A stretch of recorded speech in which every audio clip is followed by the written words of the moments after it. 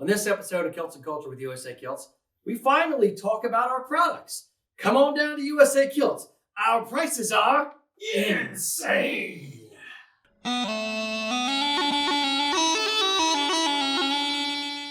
Welcome to Kilts and Culture. I am Rocky. This is my cohort, Mr. Eric. Yo. Today, special treat. We're not answering regular questions. We know basically the majority of the show, what we do is we answer questions about kilts and culture and that kind of stuff, and we tend to shy away from product questions. We don't like being, guys just hawking stuff on the Facebooks and on the YouTubes. So that kind of leaves some of you out. We do have a good number of questions that come through that honestly have questions about our products. So today is your day, people. We're going to start answering questions about all the different products we have. This is by far, for the record, the most moving parts show that we've ever done, the most complex thing. So fingers crossed this goes off well. Now, Mr. Mac, what is the first area we have here that we're going to be talking about? Never mind, Mac, I'm not going to ask you, you're just going to play a clip. The first area we're talking about here is we have kilt pins, we have cap badges, and we have belt buckles over there by Mr. Eric. Like I like to say, all the metal fiddly gibbets, basically. We're going to start by talking about some of the accessories. As we go around the store, we're going to cover everything generally that we sell. Exactly. We're not doing this like in order of how you get dressed or anything like that. It's because the store isn't set up that way. But we're going to try and keep it as grouped as possible. So if you have a burning question about something that we haven't covered yet, just be patient and we'll get to it eventually. Yeah, we're going to go around the store the way that you would physically walk around the store if you were a customer. Right. So we're going to, I think the in-between slides give a little bit of a showcase of how the different products that we're going to be talking about. So if you have questions about kilt pins, about belt buckles, and about cap badges, load them in now. Mr. Mack, what are some of the people that loaded in questions before? All right, so we've got, let's see. We've got, this is from Rudy. Does USA Kilts lion head logo come as a cap badge, kilt pin, or brooch? We're going to start. For our many fans. No, not yet. Cap badge, belt buckle, kilt pin, no. We've toyed around with doing, I have a laser etch sporin that has our lion head on it. That's an easy one to do because laser etch, we can do anything custom. But cap badge, kilt pin, plaid brooch, belt buckle. The metal stuff. Not yet, no. Metal stuff, it's weirdly, there's a lot more cost to entry. There's a design fee, a setup fee, all that kind of stuff. So those are things that we have to get through before we get to any of the actual products. So at this point, no, we don't offer it. Will we in the future? Never say never. It's a flattering question. It's nice to think that people want our logo. Yeah. So it's like the BMW T-shirt you've got or something. It's like, I don't know. I've never been one for doing product. Yeah, the Nike swoosh T-shirt or whatever. Yeah, it's never been my thing personally. So I'm flattered that somebody wants it. It does kind of dovetail nicely with what I wanted to make sure we covered while we're here, though, which is our custom pins that we do make. So, if you look on the website, follow along at home, guys. Everything we're talking about is up on the website for the most part. What we try to do when we do cast something in metal is make sure that we have a match set. So I happen to be holding a buckle here. This is the bronze version of our Fenris buckle, and there is, as Rocky has, a matching kilt pin. We try to do matching finishes and matching buckles and kilt pins, and occasionally sporin cantles as well, to make sure that if you want to be all matchy-matchy, you've got the full range of options. And if you'd like to see, not a bronze version, but a polished pewter version of a Fenrir Nordic tier and Fenrir fighting, sporin cantle, stick around to the end. We have some pretty cool reveals. We're also going to talk about a few of the sales we're running right now, so stick around. There are different finishes. We have, like, for instance, Fenrir, we have both a copper bronze, or what was this, chocolate bronze? Chocolate bronze finish, as well as a polished pewter finish. Speaking of reveals, we can do what another exclusive live here tonight just for you people. We're going to start doing a Book of Kells series of stuff. So we have a Book of Kells kilt pin that I have here.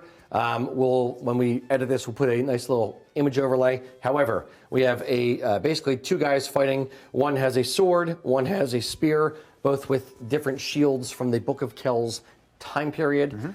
We also have a similar cantle that is inspired by the Book of Kells. I think we're coming out with a belt buckle, although I don't think it's quite ready yet. Okay. But I've seen the cantle. The cantle is gorgeous. And bear in mind, we are happy to post these pictures up on our feed tomorrow also. We can follow up with some close-ups for the sneak preview.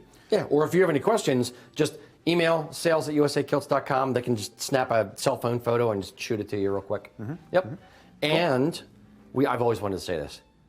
We have operators standing by. So literally. literally. We got Lucas, Adam, and Lance in the back. So if you guys want to order anything you see, have at it. Period.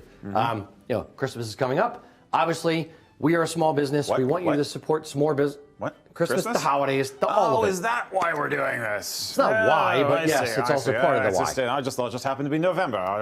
You had me fooled, Governor. Quite. All right. Anyway, holidays are coming up.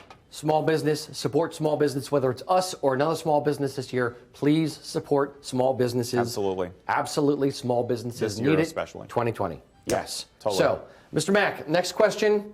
We've belabored the point. Alrighty, so we have a question coming in on YouTube asking non-metal kilt pins. I love the idea of wooden or bone or antler kilt pins. Do they require special maintenance? No. No, Not that I know of. I wouldn't say it's special maintenance. The wooden ones are definitely more prone to scratching than something that's a hard metal. Although, honestly, I beat my clothes up. I just biffed my microphone. Boom, boom, boom, boom, boom. I tend to scratch up anything and destroy anything I wear for any length of time. So, wooden kilt pins have not always appealed to me personally. However, the better ones, such as we try to sell, are usually made out of an oak. So the scratching will be superficial, but you got a finish on there. There is some potential for scratching. Same advice I'd give for any time you want to wear a kilt pin applies. If you're doing something rough and tumble, don't bother with a kilt pin. If you're going to be vacuuming and you're worried about the cable on the vacuum, don't wear the kilt pin. If you're going rock climbing, don't wear a kilt pin. But for regular daily wear about town, shall we say, it should be fine. Yeah, and it adds to the look. If it gets a little bit beat up, it gets beat up. It's part of the cool factor. Yeah, definitely I'd say, and I was going to bring this up earlier, the bronze finish and the wood finish have the same thing in common in that they're both really good for day wear. So highly recommend those if you're doing like tweeds or weathered tartans, muted tartans during the day. And yes, it does add a certain something. Antlers far more common. We've sold antler kilt pins for a lot longer than we have the wooden ones. Yeah. Wooden is a little bit more of a niche. I don't even think they're on the website yet. Yeah. I'm kind of torn on them. I like them and I don't like them simultaneously. Yeah. So the wood ones, I think they have a little bit of room to grow in what they're doing with wood kilt pins, and I'm talking against the products we have here. But the antler ones are a classic. The wood ones, some people like it, like this one for the contemporary look of it. Right. I don't know. I think it just by nature of the fact that they're wood makes them contemporary. Yeah, it makes it different. Nobody ever used a wooden kilt pin historically. Absolutely. All right, Mr. Mack, next question, please. Alrighty, so we have Matthew asking, can we get more Welsh options in kilt pins and buckles? I'm not a big fan of the shiny stuff. The Welsh kilt pins that we carry, and Welsh kilt pin that we carry, is a chrome sword with a gold Welsh dragon on it. Same thing with the plaid brooch. Same thing with the belt buckle. We are looking into different Welsh accessories, whether it's just plain pewter ones that we carry, similar to some of the other ones that we carry, but we don't. Yep. I don't think we have it yet. I've seen samples. Yes, we've seen samples. Yes. So watch this space, as they say. If in doubt, email Lucas, email the sales team, ask them to take a picture of the samples, and we can always order it for you. I think as Welsh kilting becomes more common and more popular with the Welsh folks, the options are going to be more readily available. Yeah, and we're trying to be at the forefront of that as usual. It used to be that you were so proud of being Welsh, you wanted to really stand out. So the very first accessories for the Welsh guys were that really bright chrome and gold, so you could just scream, "I'm Welsh," And the gold is emblematic of the dragon being red, of course, so that's why it kind of happened. But do people often scream, "I'm Welsh"? Yes. It happens more often than you'd know. It's actually very, very off-putting. That's the idea. Mr. Mack, next one. All right, so working a lot more screens this time around than I have before, so that's getting interesting. As I said, very, very complex here. Yeah, he's so the. Or is there any thought of doing anything in copper? We've got a few questions about some copper stuff. No, frankly speaking, no. The closest to copper is going to be the chocolate bronze, and it is copper-like. I'll put it that way. It is basically, it's a finish that they put on it, and then they actually buff off some of the stuff, whatever they put on it. Yeah. And so it's got a nice antique-y kind of finish with some highlights and some lowlights, as it were. This is the closest you're going to get to copper in a standard kilt pin finish. I mean, they call it bronze, but to my eye, it really actually does look very copper. Yeah. I mean, unless you're talking verdigris, in which case I recommend going and getting the Martha Stewart verdigris paint from Michaels. You can make anything look like old copper that way. Exactly. Mr. Mack? Okay, so we just had one come in. Is it okay to wear military Masonic buckle with a non-military Masonic items? So I know we've got a few stuff over there as far as they go. Yeah, we have. I'm tempted to hold up examples, but I don't know how well it's going to look for you guys on camera, considering our constraints here in the store. So, but in the case in front of me, we have buckles for all the military branches, and we also have a Masonic buckle. Do we still carry it? We still carry a Masonic buckle, don't we? I believe so, or we can make it appear. We get asked this question fairly often, and the truth of the matter is you're not violating regulations because you're basically doing civilian dress that honors different activities of your life or associations you have. And so it's fine. If you want to be, the only area people tend to get really concerned about would be like metal placement on a jacket, in which case most guys will default to whatever the regulations say for their branch, and it works out fine.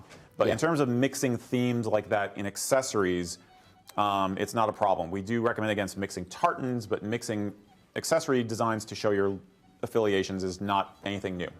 Yeah, we have. I have a U.S. Army cap badge / kilt pin, as well as a Marine Corps one, and we also have a Masonic kilt pin as well. So yes, do people mix and match the buckle, their military branch with their Masonic leanings, so to speak, or with a clan crest kilt pin or something else? Absolutely, yes. Yeah, it's a conversation starter, is what it comes down to. It's a way to identify each other at an event, and it's a great icebreaker. Yeah. So don't worry about it. Absolutely. All right, we are on a little bit of a time schedule, so we are going to go to section 2, I guess. Yeah, we'll call it that. Mr. Mack, where are we going next? All right, so we are going to our corner of the store where it has some bagpipes, plate brooches, and skin doos is what we're going to talk about. We are ready, and the guys are back. Very good. We are at our bagpipe station as well as our skin do, dirk, cufflink, pocket watch area. It's the pointy things. Exactly. It's the stabby stuff. Spoiler alert. I am not going to play the bagpipes. You're not? If we have 50 to 100 people watching right now, we would probably lose 80% of the audience if I decided to try to strike in on a pair of bagpipes or a set of bagpipes. We do have some bagpipes here. We do have accessories for bagpipes here. We sell them in the shop. We sell them on the website. We have them on Amazon. But Lucas is our resident expert in bagpipes, and he is manning the phones right now. So if you have any bagpipe questions, give a call to the shop, send an email, Lucas at USA Kilts or sales at usakilts.com, and he will answer your bagpipe questions. Mr. Eric is in front of our Dirk Skin-Do pointy stabby thing station, plate brooches. A Durka, as the kids say. Exactly. Yeah. Right off the bat, comment that you do not have to have a skin do. It is a really popular piece of bling for an outfit, but there's nothing that says you have to have one. That being said, I'd be very grateful if you consider purchasing one. Most common that you're going to see on guys is a dress skin do like this. Usually the gem is meant to accentuate the colors that are in the tartan, or you might choose a neutral one like Cairngorm, which is kind of a bronzy, it's an amber kind of a color. The blades are not sharp. I know that, just to do Mac a favor, I know we had a preload question about whether the blades on our skin doos are sharp or not. 90% of skin dews that are sold, the blades are not sharp. I would say more than 90% even. Yeah. Like everything that we get that's mass produced out of Scotland or like skin dew company, companies that sell skin dews specifically, the vast majority are not sharp. Some are a little bit sharp. They're like letter opener quality kind of thing, or a little bit sharper. We do have some Damascus blades.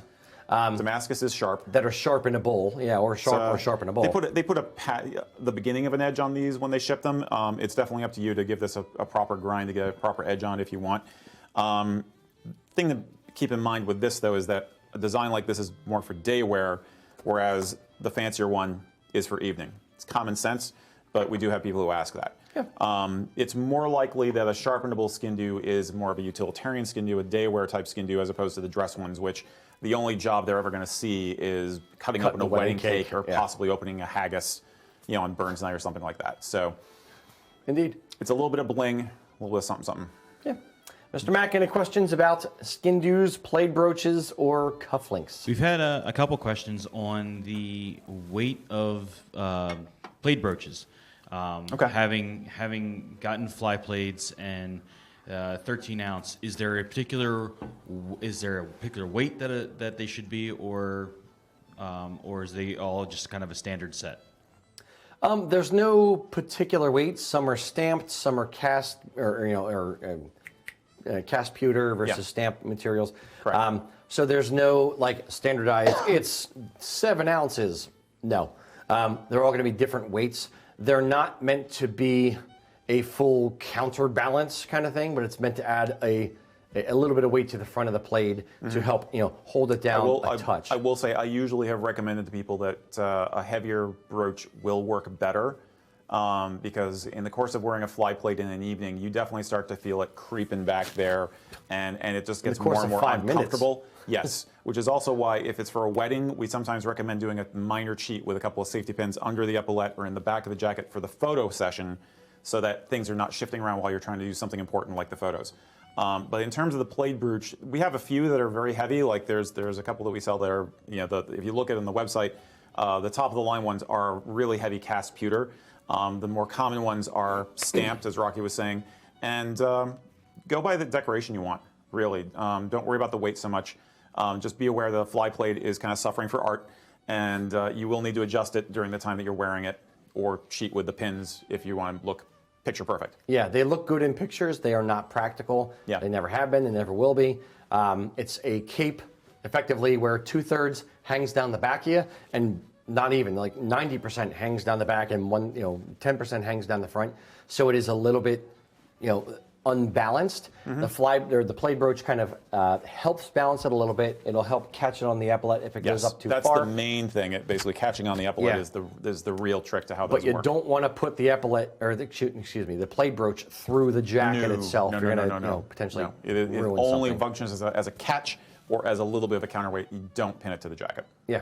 Or the shirt. Please do not wear a fly plate with a shirt, as tempting as it might be.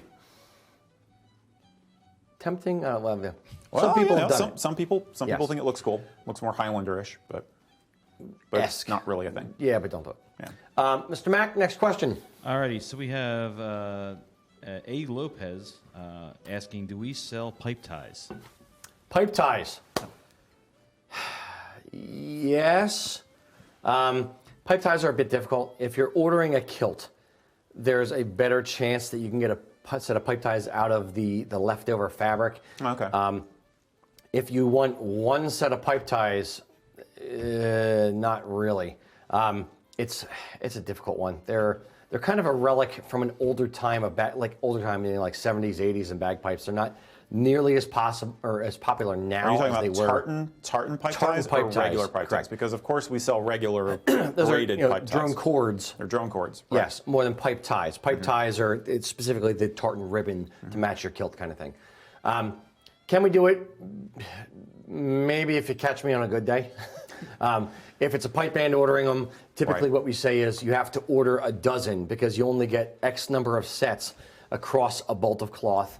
It depends if the cloth is single width versus double width. There's a whole lot of moving factors. Do you want a particular stripe centered on the pipe tie, or is it just going to be whatever centered is centered? So it's a more complicated question than just do you sell it. Yeah, but economy of scale does come into play. Yes, absolutely. Yeah. Mr. Mack, next question. Alrighty, we have Kevin asking on YouTube, can you order plaid brooches that are for Irish counties or in Gaelic for surnames? Irish counties, no. Can we order plaid brooches that have Irish surnames on them? Yes. From the same list that we have our Irish kilt pins and cap badges and whatnot. There aren't as many cap badges for Irish surnames as there are for Scottish surnames, but that we have, I want to say, like 80 or 100. So yes, it is possible. Check out the website. Just search on Irish plaid brooch, and it should pop up. And the standard design that we do offer for the Irish names is basically you'll have a choice of jewels in the round, and then the crest will be in the center. It's basically this model. It's the same model as for the Scottish clan names. There's really nothing for counties yet. It's an interesting question. I think more guys are into the county stuff than into surnames now, just because there's so many Irish guys that you don't know exactly what the lineage is, but you know where the family came from. You know what I mean? So I understand the desire, that's for sure. Absolutely. Yeah. Very good. Okay, Mr. Mack, where are we headed to next on our tour around the shop? Alrighty, we are heading to jackets, kilts, and pewterware. And it looks like everyone is over there now. Hey guys, how's it over there? Rocking out. No, this is hang loose. This is rock out. Yeah, that's rock out. This is rock out. I want to make a joke about like Scotty and the transporter. You know, we're just like beaming from part of the store to part of the store. This is the magic of TV. Woo! Yep. Okay, I will touch on this first. We have several different pewter items in the shop. We have flasks. We have quakes. Yep. We have all kinds of little giftware type stuff. So if you are looking for somebody for Christmas, if they're Scottish but they don't wear a kilt, or they're Irish but they don't wear a kilt, but you want to get something for them to kind of celebrate their heritage, these are pretty cool items. Flasks are, I think this one is 6 ounces, and the majority of them are either 6 or 8 ounces that we carry.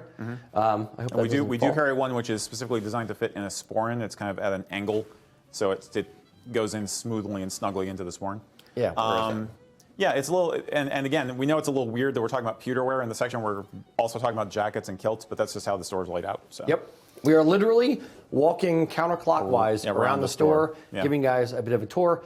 I recognize the fact that with the split screen, it's tough. You don't really see a whole lot of stuff behind us, so I apologize for that, but we're going to kind of highlight some of the stuff. So we're going to spend a little bit more time in this section. I know a lot of people are going to have questions about jackets and about kilts and about all that kind of stuff. And I'll just, you want to ask Mac if he has questions, or just give a little spiel? Give your little spiel. To warm up. Basically, if you're new to us as a company, realize that we try to provide kilts and all the accessories for any walk of life, anything you're doing in a day. So we have everything from very low-end kilts that are meant to be messed around with.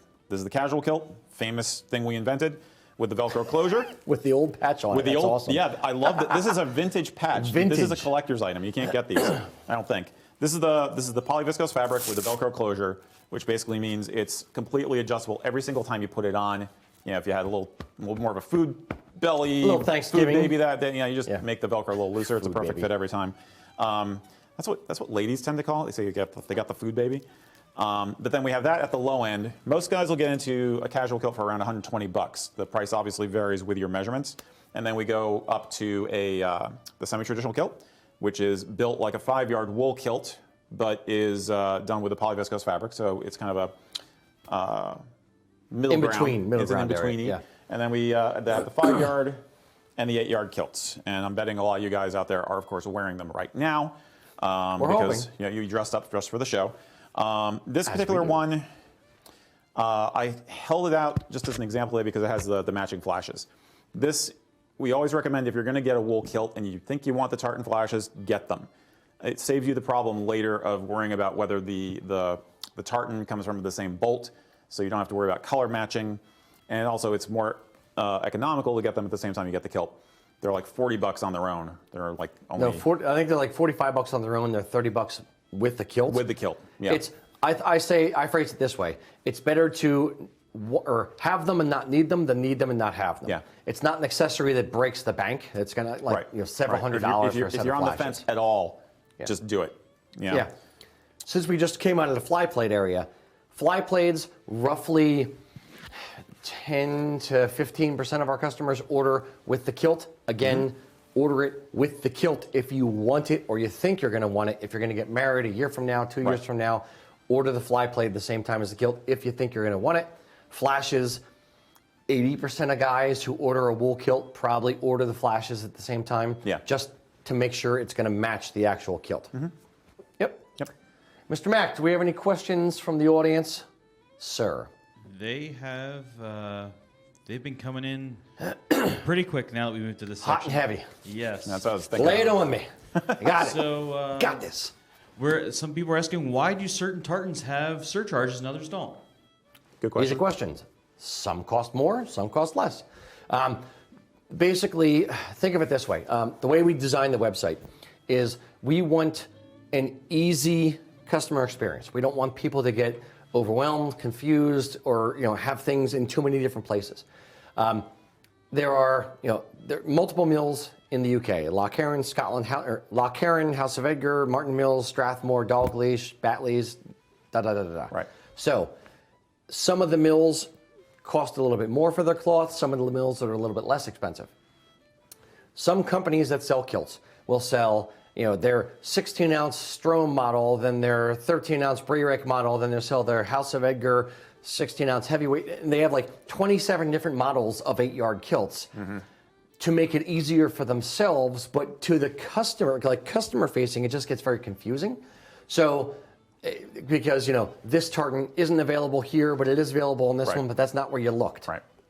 Anyway, enough of that. We basically said, okay, draw a line. This is the price from the mill that we are paying as a company from the mill. If the fabric costs more than this price, we're going to charge a surcharge. If it costs less than that price, we're not going to charge a surcharge. That way, the customer has a two-tiered pricing, and some things we might make a couple bucks more on. Some things we're going to not make quite as much money on. I think you eat it more often than not, but It's fine. It's close enough for government work is the way I think about it. Yeah. I don't want to go into every single individual thing, a precise formula of, well, the Martin Mills cloth, you're going to pay $562 for, but the House of Edgar, you're going to pay $584. Nah. Yeah. I don't want to bother the customers about it and try to explain it close enough. That's why we have a surcharge. It's really a simple answer. I elaborated a bit, give you a little bit more information. But yeah, I mean, I'm not sure what the rhyme or reason is to why different mills will charge more than others. It's their business. Yeah, sometimes they'll do it because they know they can get away with it because they're the ones who have that particular tartan or that particular variant of that tartan. Yeah. But House of Edgar has an old and rare range, and I've asked them before, why is the old and rare range so much more than your regular range? And well, is it woven with gold thread? No. Are you like only weaving like a short length? No. Is it different cut? No. Why does it cost more? Because it does. Like there's no real reason. They charge more because they want to charge more. right. It is what it is. Mr. Mack, next one. Alrighty, we have Jim asking, and we've had a few people ask this. Can you get monogrammed mugs or clan crest, like the pewterware items? Working on it. We have samples coming. Yes. Basically, we have like water bottle holders that are like made for like cyclists. And one of our companies that does our clan crest stuff actually did a laser etching on the outside of the water bottle holder. And I got it and I was like, this is great. I don't care about water bottle holders. Give me coffee mugs. Americans want 24, 30 ounce, 20 ounce, whatever it is, coffee mugs. We drink coffee like it's going out of style. Don't give me water mugs. So they are currently waiting on the first shipment of 20 or 24 ounce, I forget which, coffee mugs. They're going to be laser etching of clan crest stuff and whatever we want. Maybe Kilts and Culture stuff. Maybe the Kilts and Culture logo on there. I think that might work. They look nice though. It's because it's a laser etched on a powder matte coat. black. Yeah, matte black powder coat. You get really nice contrast and like a little bit of shine there. Now that's less formal. Do we do anything with pewter?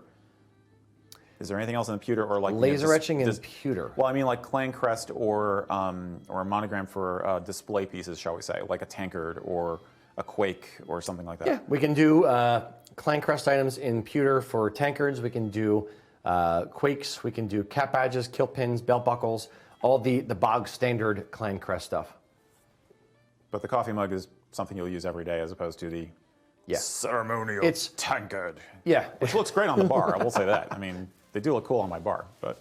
Yeah, it's or mantelpiece or something like that. Yeah. But yeah, it's as we get into the lifestyle thing and wanting to not just wear kilts, but incorporate Celtic stuff and your clan crest and other things into your lifestyle to make it more part of who you are, more part of your identity. Right. That's where we want to kind of go, and I hope you guys dig it and want to come along with us. Yeah. Yeah. Mr. Mack, next one. Alrighty, is there a reason why we carry certain PV tartans versus other ones? Let's say like Fraser Hunting versus Fraser Red. It's a good question. What's available from the mill? It's economies of scale. It is, what the mill thinks is viable. Again, they're commercial entities, so they're only going to carry X number of tartans. Some mills, in polyviscose specifically, there's only one mill that we order from, so it's what they offer. Now, we do have some tartans, Kilts and Culture, American Heritage, Firefighters Memorial, Law Enforcement, that we will do ourselves. Now, we, as a commercial entity, will say, all right, Kilts and Culture, I know I can sell it. I'm going to order 300 yards of cloth. Or Firefighter Memorial, Law Enforcement, I'm going to order 400 yards of cloth. Fine. Right.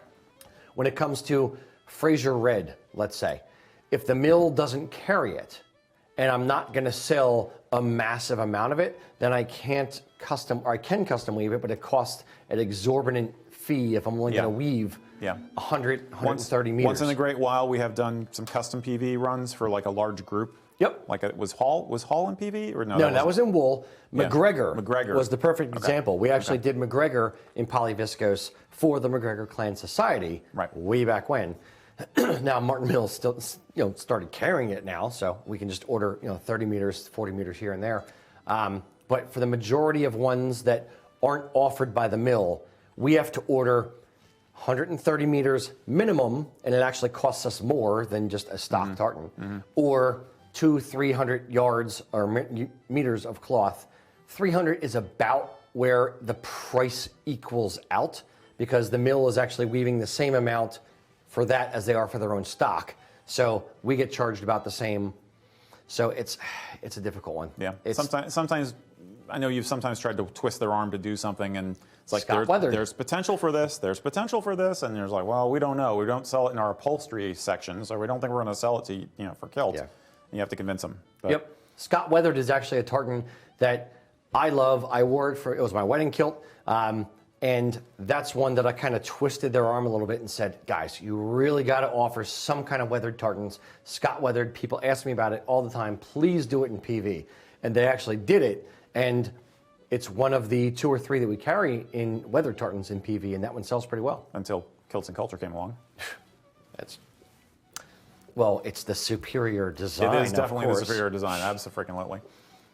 Mr. Mack, next question. Alrighty, is there any plans to add to the PV line? At this point, no. We don't have anything currently. Do we have anything? Are they asking if we do 8 yards? Because I'm not sure what else you would add to the PV line. No, add to it meaning any more tartans coming out in polyviscose. Any more tartans. Yeah. The mill, no, not to my knowledge. We don't have anything coming out. There's no secret backstash that we're about to reveal. Nothing like that. The mill does not have anything that they are currently doing. What's that? Nordic Heritage. Basically, COVID took a toll on Scotland and the mill, and England and the mills, as well as the U.S. So I think they're back in lockdown right now, as a matter of fact. So they're not doing anything expansive and new. The polyviscose, well, this isn't PV, but the polyviscose tartans, they actually sell a lot for school wear. Since school's kind of done from home right now, there's not a lot of uniform school sales, therefore they're not selling a lot, therefore they're not developing new stuff. They're just trying to keep up with the regular orders on, multiple shifts, a skeleton crew kind of staff, that kind of thing. I think from our perspective, it's a critical mass situation. I mean, the demand for the Kilts and Culture tartan was huge, so we were able to pull it off and actually make it happen. If, for instance, a bunch of you guys decided there needed to be a Nordic heritage tartan, and it needed to be available in PV, then it might be that something like that would happen. But it's the forces of the market. You guys have more control over it in some ways than we do. So that's Eric may have a small agenda. I might with tonight's episode. It's night. Yeah. Very good, Mr. Mack. Well, if we're gonna push for one, I've got a few that I'd like to push for, but No, there's not a NASCAR tartan, Mac. No. Calm it down, dude. no, I'm still about the Scotch-Irish one, but we'll see someday maybe. Fair. That's a cool idea too. Yeah, so we have Jacob asking, what is the best way to store a kilt, hanging or rolling? Any advice maintaining and storing a kilt to ensure it survives many years? You can hang a kilt, or you can store a kilt a few different ways. Yep. We have a 4-clip kilt hanger.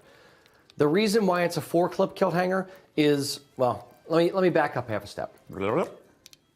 Kilts, 8-yard kilts, sometimes come with the 2 little tiny loops that hang inside the kilt, and those are meant to hang over like a skirt hanger or over top of a regular hanger with the notches. That is not ideal to hang your kilt from. No. When you hang it in the closet over time, you'll end up with what's called pleat splay, where it kind of gets heavy in the middle and does this, and then when you wear it, it's kind of it doesn't stays fit like that you a right. little bit. Yeah, it kind of it splays out. Hence pleat splay. Yeah. We designed a 4-clip kilt hanger for kilts, so it supports the entire weight of the top of the cloth. Here's my plug for our kilt hangers. Most closets are 12 inches to 14 inches from center bar to the back wall of the closet. Even older houses are typically minimum 10, if not 12 inches to the back of the closet. So our kilt hangers are 20 inches wide, so they fit in pretty much any closet. They support the entire weight of the kilt. I spent more time than I care to admit designing hangers. When I got into business back in 2003, I thought to myself, I need to make a kilt company so I can, research the design of hangers to come out with the perfect hanger for kilts. So, anyway, we have kilt hangers. And sometimes I joke that we are kilt hanger salesmen, and that's it, because those things They are pretty move. popular. They work. Bottom Absolutely. line is they work. This is an 8-yard kilt for a 46.5 hip measurement, so it's pretty hefty. It's fine on this hanger. Yeah, they don't fall down. The grips are real nice on them. It's got good tension on the actual clips. Now I am obviously, I think you probably are too. We are both pro hanger as opposed to rolling, but we have huge kilt collections, so there's no other way to viably do it other than to have them organized in a closet. Now, if you only have a few kilts, you might want to consider something else. The other way to store it or to travel with it is actually a kilt roll.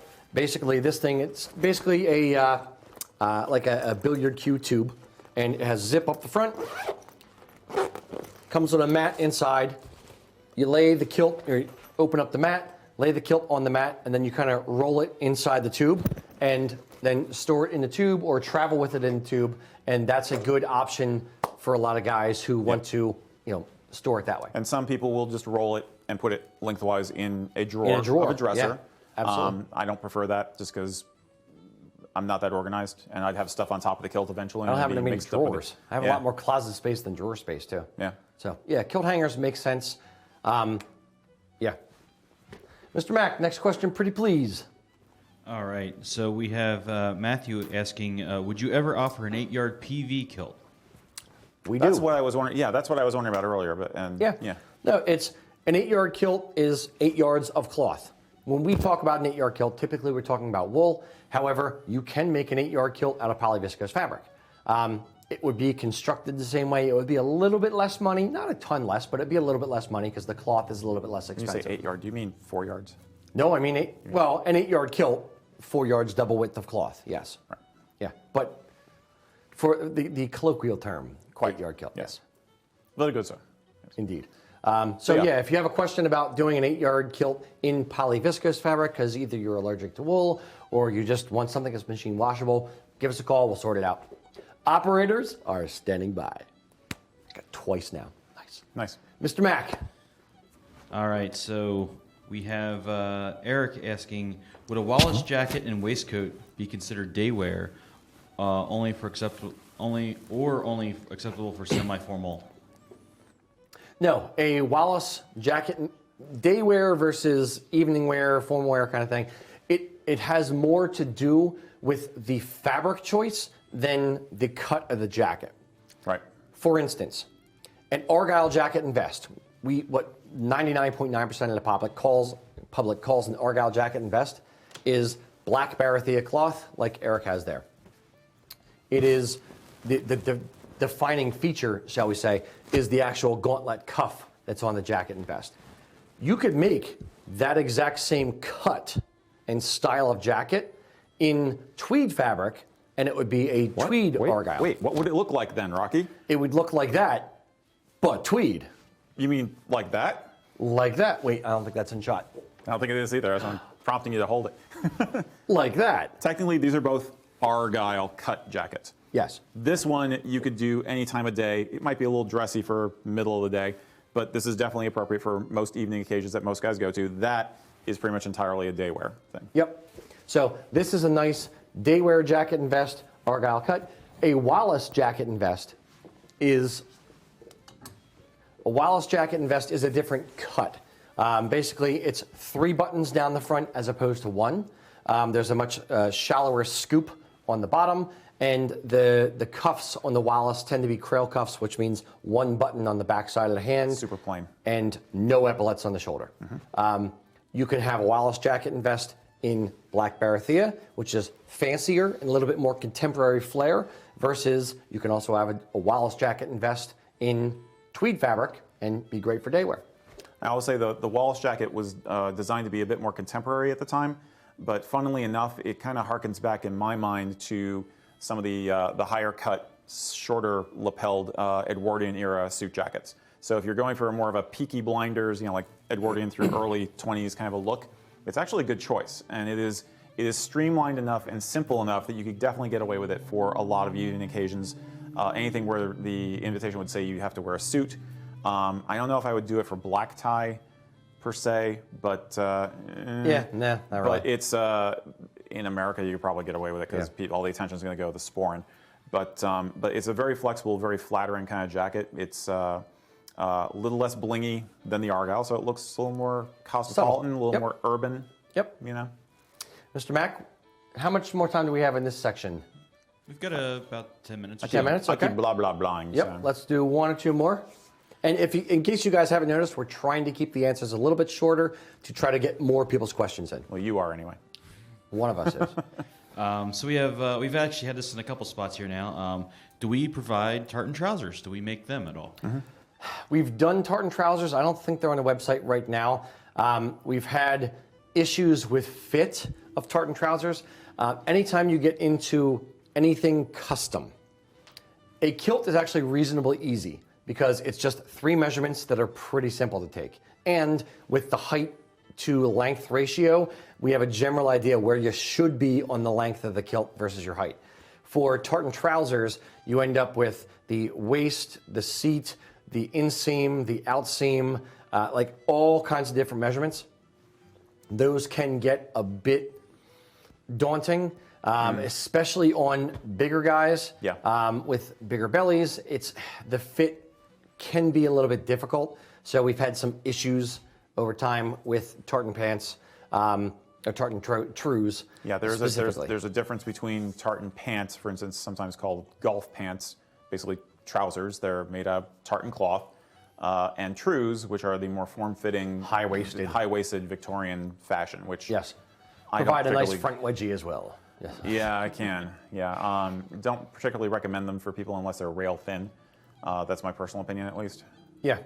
So we've done trews. Yes. I don't love them because we occasionally have issues with them. I'm assuming pretty much a lot of different companies have issues with, especially when the customer is not physically here. They send us the measurements. We have to send the measurements to Scotland. We take pictures and kind of cross our fingers and hope it works.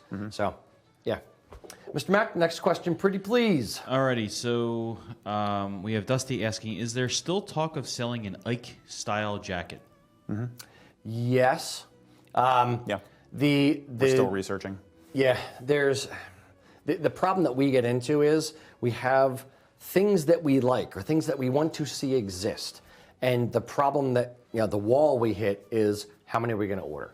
So we're kind of, if there's not a massive outcry for we need hundreds of them, then we're stuck with doing something custom, which isn't necessarily a problem in some instances.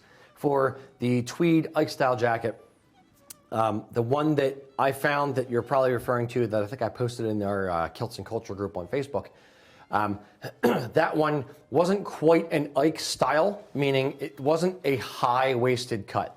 Ike style, typically it's a couple inches shorter than the bottom of the sleeves. That one, it was about as long as the sleeves. I actually have one of the jackets that was a sample that happened to fit me that I now wear. It goes pretty good with the kilt. It's a little bit, the sizing was a little bit snug, so I'm a little bit nervous on doing them. However, we might carry it. We're not 100% positive. We did not stock them up this season because it's not quite super high cut. It's medium cut. It's not low, it's not long, right? But it works reasonably well with the jacket. Yeah, and we're just picky. We're picky about manufacturer. We're picky about quality. We're picky about what we sell and what we say we're going to sell. Yeah. If we say it's going to work with the kilt, we want to make sure it works with a kilt. Right. Versus selling it and having a dozen people go, that doesn't work. How dare you? We try to be honest brokers. I'm going to give a quick shout out to tartan vests, by the way. Anybody who's interested in considering tartan trousers because you don't want to do a kilt, you want to have a different option, I would say just stick with regular pants, but consider a tartan vest instead. That's a very easy accessory to go with any kind of Saxon wear, and it's a really great way to show off your heritage when you're not kilting up. Yeah, we sell a lot of tartan vests, like surprisingly a lot. Yeah. I almost wore my Kilts and Culture tartan vest with the kilt tonight. Oh. Figured it was going to be a little bit much. Didn't want to wreck the camera. But I don't know what you're talking about. Indeed. And when you actually order a tartan vest, we tell people, one of the questions we ask is, are you wearing it with pants or wearing it with a kilt? Because they're cut a little bit shorter for a kilt because it's worn higher versus the pants, it's a little bit longer in the body. Mr. Mack? Alrighty, so we have Cameron asking, do you plan on having off-the-rack Brian Brew or Kilkenny jackets in the future? Or are those pretty much just a custom order? A custom only? What about Sheriff Muir or Montrose doublets as well? We're coming out with a new website, in theory, knock on wood and pray, the end of this year. At that point, we are going to include the Sheriff Muir and the Montrose and stuff probably on the website or shortly thereafter once we get them and get them pictured. But for stock support, no. There's not enough call for it, frankly speaking. Yeah. We can get them. We do them. We've had people order them, but it's not something like an Argyle where we're going to sell, 2 or 3 a week versus, something like a Sheriff Muir or a Montrose or something that we would get 3 or 4 requests maybe a year for something like that. It's not. As soon as you say that, it's going to all of a sudden it's going to take off like gangbusters. I'm putting it out on the interwebs, so 100 people are going to ask now, and that's fine. Sheriff Eric. Yeah, hashtag Sheriff Eric. Yes. Where's your purple Sheriff Muir, Eric? I don't know. It hasn't been bought for me yet. I know, and it won't be. I'm waiting. But yeah, I think we want to provide the full spectrum, and as fashion seems to be going more into the retro kind of romantic direction it is right now, we do want to support that. But the only difference between whether it's off the rack or whether it's whether it's stock supported or not by us is going to be the time frame in which you get it. So basically, if you want something a little more exotic like that, just make sure you're allowing enough time between when you order it and when the occasion you plan to have it for is happening. That's the basic. Yeah. That's the only difference it comes down to. Yeah, and I will also say this: our suppliers of jackets in Scotland stock support a few different tweeds. They stock support Argyles and they stock support Prince Charlies. Nobody stock supports Kilkennys, Brian Boru's, anything like that. So if we were to want to do that, we would have to spend tens of thousands of dollars to sit on inventory, which can be a bit costly, especially during the COVIDs. Right. So, yeah. Yep. And there's less places to go for fancy dress-up stuff. Right. So, yeah. So you can get it just a lot more time. Yeah, exactly.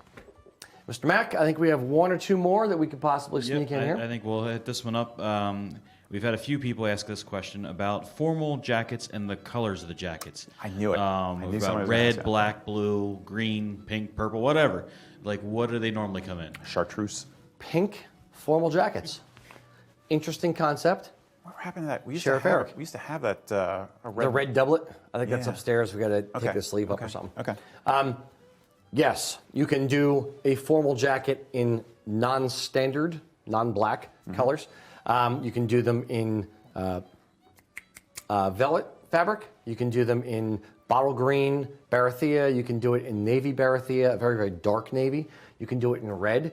It is not standard. Again, it is not something that is stock supported, but it is something that we can do. Right. If, when in doubt, send us an email. Just email sales@USA Kilts, say, here's my idea, here's what I want. And if it's something as simple as a different color on a cut that we currently carry, we can probably make it happen. It may be a little bit more expensive because it's going to be a one-off versus something that's stock supported, but yeah, we can absolutely do it. You have to decide whether you think it's tasteful or not. I think red has a certain place because of its association with the British military. I think it gets more respect than other colors. Green, I think dark green you can get away with also because a lot of time it tones very nicely with a lot of tartans out there. Or if you're doing the Irish connection, it's it's a little on the nose, but it's still a nice nod to Irish heritage. I would avoid doing navy. I don't think a fancy jacket, personal opinion, I don't think an evening jacket should be in navy. I think that's just odd. It's neither here nor there. You know what I mean? It's close but off. Yeah. But by all means, write us if you want to know what the options are. The mills that make the jackets do not necessarily have every single tone of color under the sun. They do have a select range of colors available in the barathea or in the velvet. So you might be able to get your electric purple, you might not. So just let us know what you're looking for and we'll see what we can find out. Cool. Well, Mac, do we have time for one more? Hang on. If we don't have time, tell me we don't have time. We'll do one more. We'll do one more. You're All the right. boss, Mac. You're Good welcome, man. whoever this is for. The big cheese, All the right. head honcho. Jeff is asking, this is a hot question here. Will you be offering Filibeg sometime in the future? Filibeg, not Filimore. Sure. Order single width cloth. Yeah. I mean, a Filibeg could be something which has no towner at all. It's basically just the walking kilt that came out of people ripping their gray kilts in half. Or it could be minimally tailored, as you'd find in military kilts in the 18th century, early 19th century. I'm not sure that we would try to offer anything that's a historical reenactment piece like that. You tell me, or Mac can say, but I don't think it's.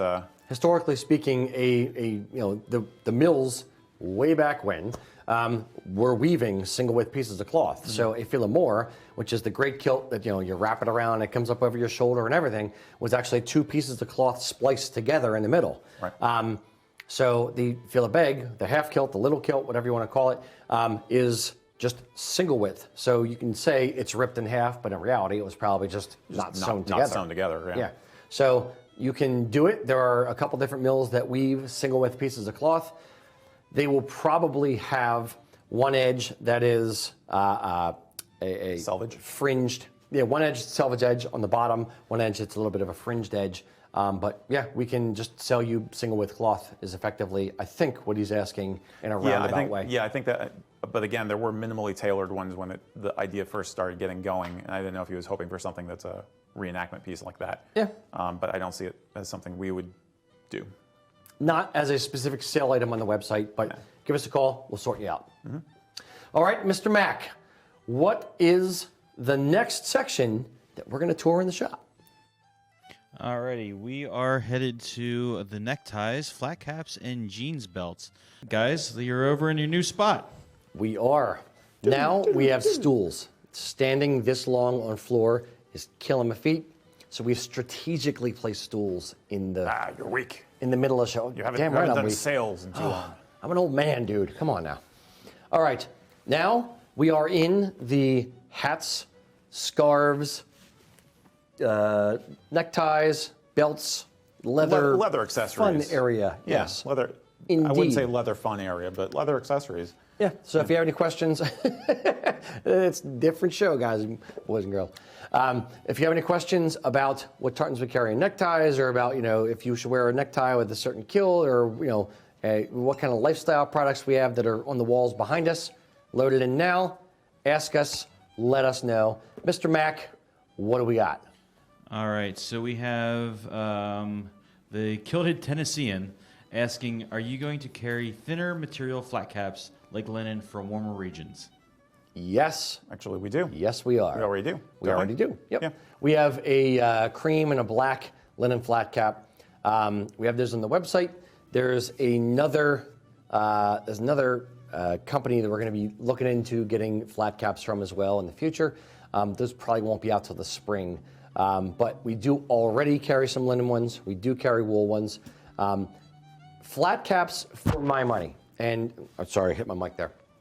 Flat caps, for my money, are a good way to incorporate your heritage and a certain look into your outfit that you can express your heritage without being on the nose, so to speak, with kilts, with neckties, with whatever. It's a nice, subtle way. It's a Philly way. It's definitely and a Boston way. And a Boston way and that kind of stuff. But yeah, linen flat caps, I wear them during the summer a lot. Being old Chrome Dome here, you burn your head once and you will never do it again. So yeah, yes, we offer linen flat caps. One second. Eric is off. He's going off script. That's a small, I think. No, is that a large? Oh.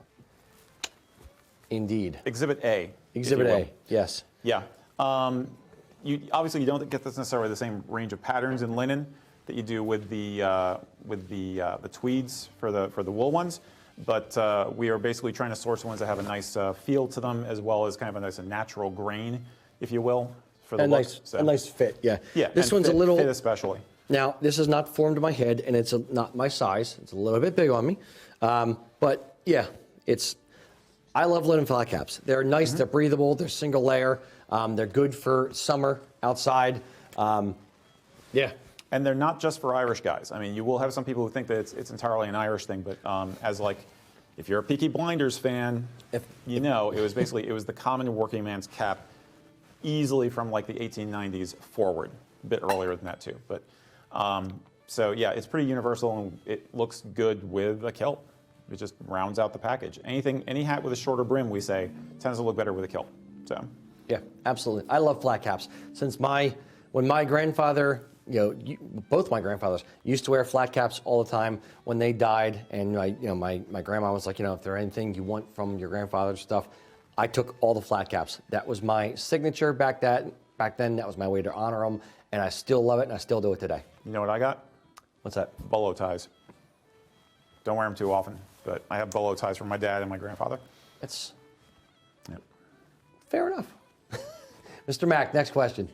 Alrighty, so we have got a few questions on if we are going to carry tartan hats. We've done it before. The problem with tartan flat caps, I'm going to say flat caps. The problem with tartan flat caps is most of the places that do tartan flat caps have this wide, like elasticy, single color band that goes on the bottom of the hat, and it's not great. Because they want to do a one size fits all. Right. If they're going to offer, that's the problem. 100, 200 different tartans, they don't want to do multiple sizes of each tartan. They want to do one size per tartan, done. And they end up being meh. So I haven't found a source for sized flat caps in tartans that offer a broad range. Yeah, I think tartan flat caps are kind of a victim of the tartan tat industry in Edinburgh, the tourist trade.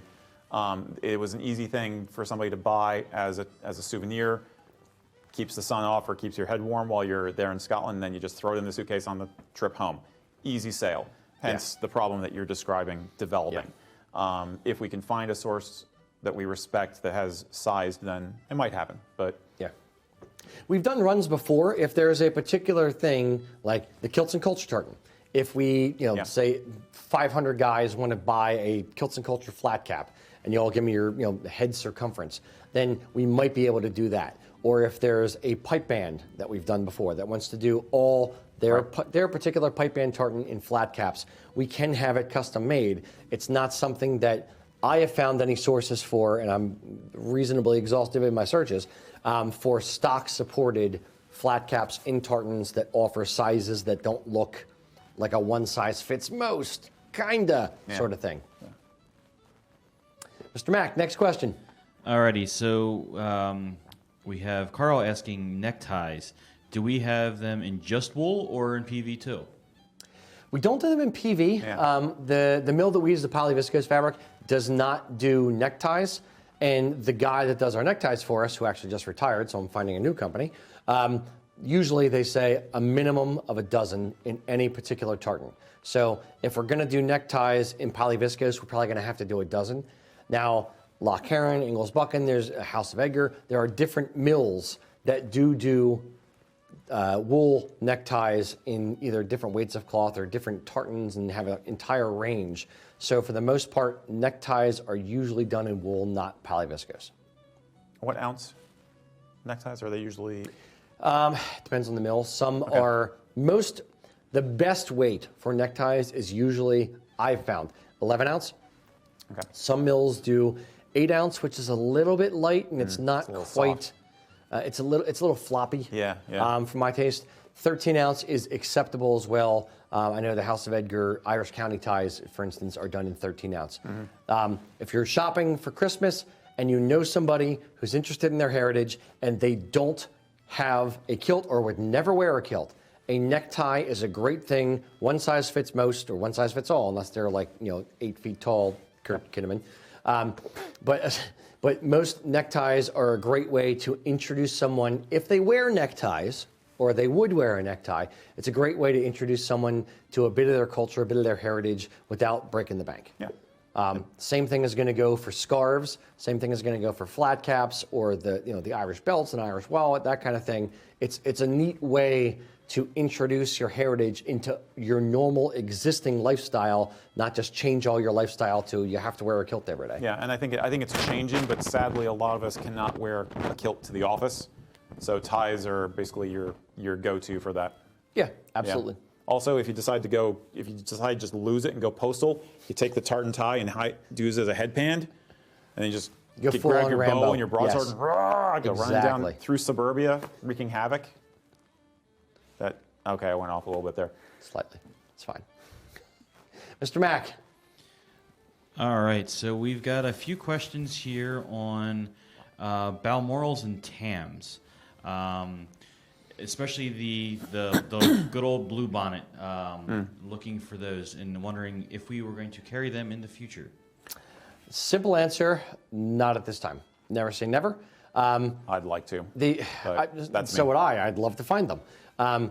What happened was the supplier that does our Balmorals and Glengarrys basically said, we're no longer selling Balmorals. They don't sell well. We don't move that many of them. We never sold all that many of them. We carried them for a long time, never sold that many. As soon as we stopped carrying them, 800,000 people want Balmorals, want colored Balmorals, that kind of stuff. We don't currently have a good source for them. We may carry them in the future, but not at this point. Mr. Mack, next question, pretty please. Alrighty, we have Derek asking, can I wear a solid colored kilt with a tartan tie for a semi-formal or formal, say a saffron or black kilt? Sure. Yeah, I've done it. Yeah. I have a black kilt, and it's a nice stopgap since I'm a tartan collector of sorts. I don't have a kilt for every single tartan that I really like, but I do have ties. So doing the black kilt and other, black vest and a tartan tie is a nice kind of a contemporary look. That at least I like it. I have no problem with it at all. Yeah, and there's a pretty much any tartan that exists for a kilt, you can probably get in a necktie. There's hundreds and hundreds of tartans that can be done in neckties. Yep. And I think it is a really, since he mentioned like saffron, I think it is a really cool option for doing an Irish thing. You get the county tie, you have the saffron kilt, you got the contemporary tartan that way, and then you have the tradition of the saffron, which goes back to the turn of the century, last century, and you got all the accessories you can choose from. It's a nice twist. You know? Yeah. So. Absolutely. Mr. Mack, we'll do one more in this section, then I think we have to move on to the next section. Alrighty. So we have a couple people asking, why are tartan ties on the bias versus kilts, which are square? It's a good question. Not sure. Because it's difficult to if I had to guess, it's difficult to get the full pattern on the necktie, at least width-wise, or you're selecting a certain thing. Also, I would say this: when you're tailoring a necktie, not that we tailor them, but when you're tailoring a necktie, trying to line up something dead center, you may waste more or less cloth if you try to, if there's a particular stripe, Forbes, and there's a white stripe down the center. If you want to put that down the center of every single necktie, you may waste more cloth that way, or it may just be that cutting it on an angle, you're going to get a single tie out of a single chunk. So that would be my guess. And because the pattern is kind of busy, it doesn't have to be dead centered on the square part or on the X, dead center on the necktie. If it's a little bit off center, it still looks fine. Yeah, I think it's aesthetics also. Yeah, it just looks better. Absolutely. All right, Mr. Mack, what section are we going to next? We are heading to kilt hose, flashes, ghillie brogues, tartan, and tweed cloth. We are good to go, and we are back, guys. Lovely. Ta-da. We are now in the kilt hose, fabric, ghillie brogue, That's a tough run. flash niche, Took a long time. cranny, whatever we want to call this area. So if you guys have any questions about flashes, about hose, how they fit, what brand hose we have, what kind of fabric we have, any of the we actually have tartan swatch books a little bit off the shot here. So if you have questions about tweeds, about tartans, load them in. Mr. Mack, first question, hit me. Are garter pipe ties available? No. Next question. Pipe ties are, no, garter ties, not garter pipe ties. Garter ties. Garter ties, yes. Garter ties are little ribbons that, basically you tie them around and kind of flip them over and then put your socks over top instead of flashes. It's something we're asked about on occasion. Can we get them? Yes. It's not something we carry or stock support, but yes, we can get them. Yeah. So, email. Yep. Operators are standing by. Mr. Mack, 3. I'm going to count them now. Just Three of operators. them? Oh, I think one just fell over. Yeah. So we do have a question on hand knit hose. Are we going to be seeing them in the future, or is that a thing of the past? No. The hand knit hose, we carried them for a long time. The source for the hand knit hose is little old ladies in Scotland. One casualty of the industry is hand knitting is difficult, it's time consuming, it is not, and hand knitting kilt hose is a niche in a niche.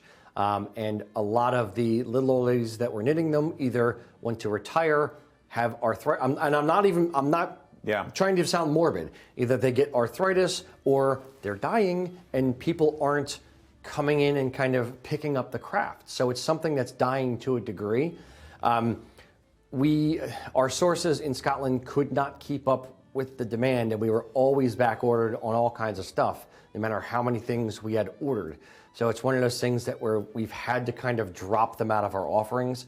We replaced them with a few different higher end kilt hose with different, nicer fabrics, like a merino blend kind of thing, different patterns on the hose, but the hand knit kilt hose are something that unfortunately we are discontinuing. That said, so throw you a bone. Find somebody you know who knits and send them to Ravelry. There are some very nice patterns out there for knitting them. You just need to find someone who's kind enough and willing to take the time to make you a pair. Yeah, my wife knits. I think she made me one pair and has not made me any more, no matter how much I begged and pleaded. Knitting is I won't say it's a dying art, because it's not dying in general, especially in the US. But knitting kilt hose are very, very, very time consuming. So the amount of time it takes to do it and what you would have to charge for it, especially when people are used to mass-produced socks or machine knit kilt hose and that kind of thing, it's a very difficult balance to strike. Yeah. Mr. Mack. Alrighty, so can you explain what the difference in weights is, like 16 versus 13 ounce? Like why? What Sure. is what makes the difference? It's the weight of the cloth per yard at double width. So if you take a piece of cloth that is 16 ounces from the mill, you have 1 yard of cloth, cut it at 54 to 60 inches wide, weigh it, it's going to weigh 16 ounce. If you weigh a 13 ounce one, it's going to weigh 13 ounces. It's basically the thickness of the yarn is what it actually boils down to. In a lot of other industries, they actually measure things based on grams per meter squared. In tartan cloth, for whatever reason, whether it's legacy of the industry or whatever it is, they measure it based on ounces. So there is a gram per meter squared equivalent to it. I'm not sure off the top of my head, so No, don't I ask never me. knew that. Okay. But yeah, a lot of like tweeds and things like that are usually measured in grams per meter squared. Now, in terms of feel, you want to go into that a little bit? Why would you choose 16 over 13? 16 ounce is going to be a little bit warmer. It's going to generally have it's a little bit heavier, so it has a slightly nicer drape and hang to the cloth. Not excessively so, but a little bit more, versus something that's 11 ounce, which is more used for women's kilted skirts and things like that. They want to be a little bit lighter, airier, flowier. Floppier. And yeah, 13 ounce is kind of in the middle. It splits the difference. Yep. Don't let that stop you if you're worried about it. Go with your choice of tartan in terms of color first. The difference between 13 and 16 is not going to be hugely noticeable to you compared to really loving how the tartan looks visually. So. Absolutely. Mr. Mack, next question, please. Alrighty, so we have a question on dice toes. We have carry some, but is there a chance that blue or ancient blue dice toes will be available? Is there? Maybe. Again, with anything custom, it can be done. It may be a question of minimums or what is stock supported or not stock supported from our kilt hose suppliers. So House of Cheviot does our dice toes. They offer the red and white and the black and red as stock supported stuff. Very they're traditional. not, very, very traditional. There are some other colors that I think they can do. I'm not sure off the top of my head exactly what the color combos are. So send an email, sales@usakilts.com, and we'll look into it for you and let you know. I could see a green and black. Yeah, Like there's kind of a black watch kind of yes. a vibe to it, you know? It's either, I know they offer, I think, either bottle green and navy or bottle green and black. Yeah. I know they offer a couple different combos. I don't know specifically like, oh, it's this, this, this, and this. Yeah. So that's why I'm saying navy send an and email. cream. Yeah, navy and cream would probably be an outlier, I would think. But Yeah, yeah. indeed. Mr. Mack, next question, pretty please. Alrighty, so we also, Kevin would like to know, how many types of Argyle socks do we have? Stock supported, zilch. It's kind of the same kind of question as the hand-knit kilt hose question. It is not a dying art, but there aren't that many people who can knit Argyle socks, specifically like kilt hose. Then on top of that, you have is it going to match your kilt precisely? Is it ancient? Is it modern? Is it weathered? Is it muted? On top of that, it's, which colors, if you have 6 colors in the kilt, but 4 colors in the kilt hose and the Argyle hose, which colors are you going to use? I know House Cheviot does do stocks, not stock supported, but they offer set patterns in their Argyle hose. I'm meh on them. They have a seam in the back. They're not knit in the round in the same way that a hand knitter would do. It's going to save time. It's going to actually be a machine knit pair of hose, but then there's going to be a seam, and when you have that seam, it can get a little bit uncomfortable or rub in certain spots. Yeah. So I have a pair. I've worn them a couple times. I'm not thrilled, but they're neat. They're a very, very niche thing. You only really wear them for special occasions, black tie events, that kind of thing. They look a little odd, in my opinion, with day wear stuff. Depends on how vintage you want your look to be. That's what I'm saying, in my opinion. But we can get them, yes. Yeah. They're only available in certain colorways. If you're looking for, I want, weathered brown and this color blue and, this specific shade of red, then unfortunately you're going to have to find somebody who can actually knit Argyle hose in the round just for your particular feet. So Yeah. Mr. Mack. All right, so we do get this question quite a bit is, what do you guys suggest for someone with large calves and they're looking to get kilt hose? Where would you point them to? I would point them right there. No. Yeah. Oh, not the Lewis? Nope. Go with a... Oh. These are our Harris hose. Harris hose are actually meant for people with calves up to 22 inches. So if you look, this isn't really even stretching. I'm not like yanking real hard. This is just my hands, spread apart. These hose stretch a lot in the leg. I don't suggest these for guys with normal width calves because these do stretch. So if you don't have your flashes on snug, these will kind of slouch down a little bit during the day. Okay. But these are great for guys with big calves. They're the Harris hose. They're on our website.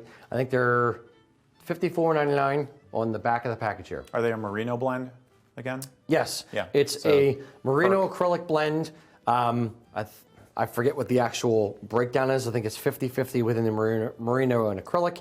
And then they have nylon 10% and lycra 5% just to maintain their shape when you wear them out for the day. Okay. It's the same as the Lewis hose that we carry. Very, very, very comfortable, Very comfortable socks. then. Okay. Yes, Yeah, 'cause absolutely. the Lewis hose, I have the Lewis hose, and those are awesome. Yeah. Yeah, definitely my go-to.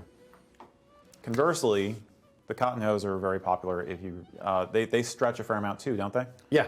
Yeah. Cotton hose are another good choice Yeah. for guys with bigger calves. Especially Yep. for summer. Yep. Mr. Mack. Alrighty, we have Scott asking, what is the difference between a tweed tartan and a regular kilting tartan? Yeah, I read that right. I read it wrong. Tweed read it right. tartan and regular kilting tartan. Yes. So one of those newfangled faction-y things is what it is. I don't know as much as I should probably about the fiber content / weaving process / type of actual wool that's in it. I would put it this way, and there's also different feels to tweed tartans, and there's even different feels within a mill's range, like Loch Heron. Mac, kind of back me up on this if you would. Loch Heron has a few different tweeds, and their Patriot tweed feels a little denser woven than some of their other ones. Yeah. Martin Mills has some tweeds that are a little, I don't want to say spongier, but it's not like as dense, it's quite as dense as a good worsted wool that we use for kilt fabric. Yeah, it feels more like tweed jacket fabric than kilt material. Yeah, but even tweed jacket fabric can feel different from mill to mill. Yeah. Like if you're using the Island Willow mill, it's a more coarse, dense fabric versus Loch Heron's jacketing fabric tweeds are, again, very like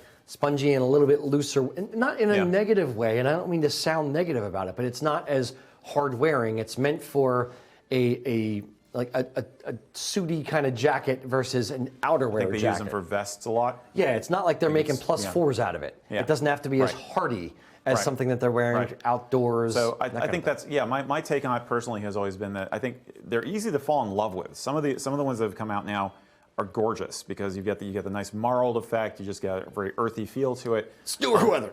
Yeah, they look beautiful. But I would hesitate to get it if it's your first kilt ever.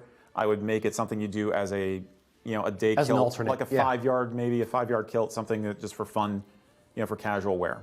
Don't make it your go-to. I would agree with that assessment. I'd say it's a great second kilt.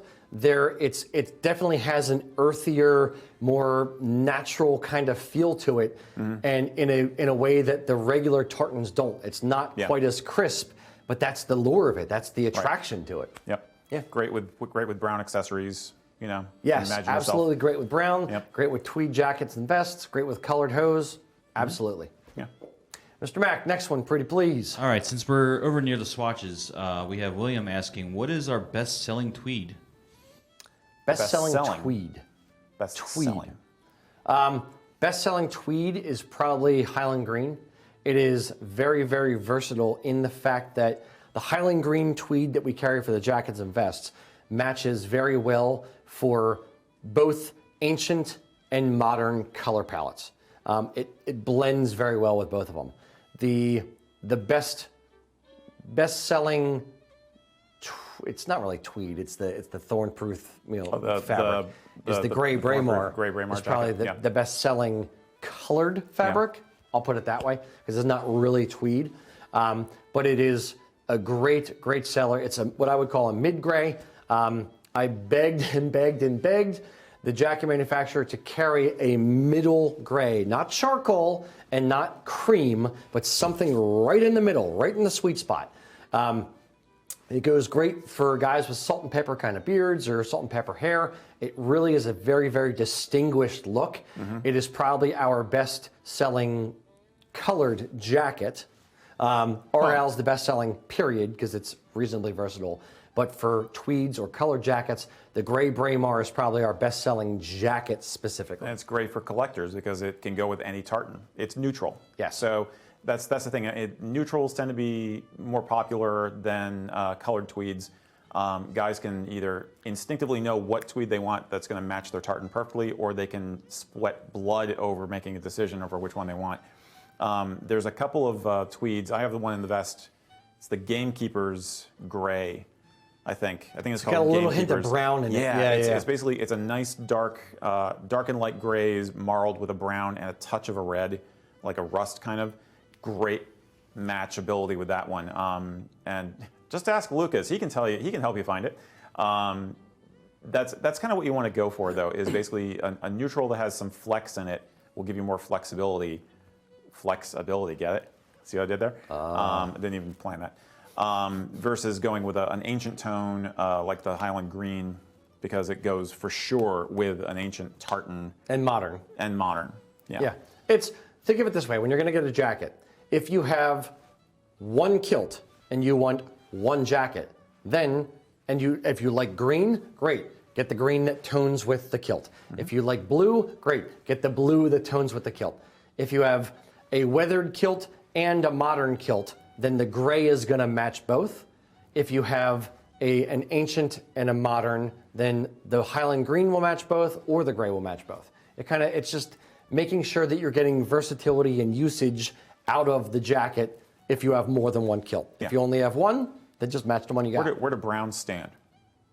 Brown's kind of, it's the weird British thing that they don't necessarily have to match. Yeah. They want to wear a brown tweed or a tweed with a bit of a pattern on it or something like that. They don't necessarily match the kilt. If you look at some of the pictures of clan chiefs walking around the Highland Games or whatever, a lot of times they'll have a brown tweed jacket on.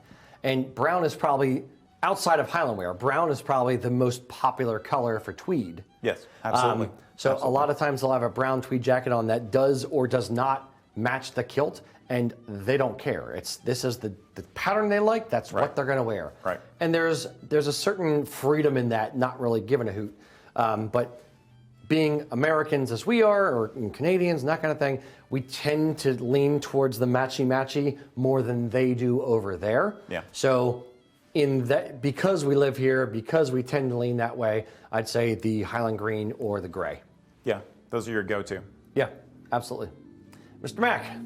Alrighty, so we have Lucas asking, what are our top 5 universal tartans since we've opened that can? Okay. Top 5 universal tartans.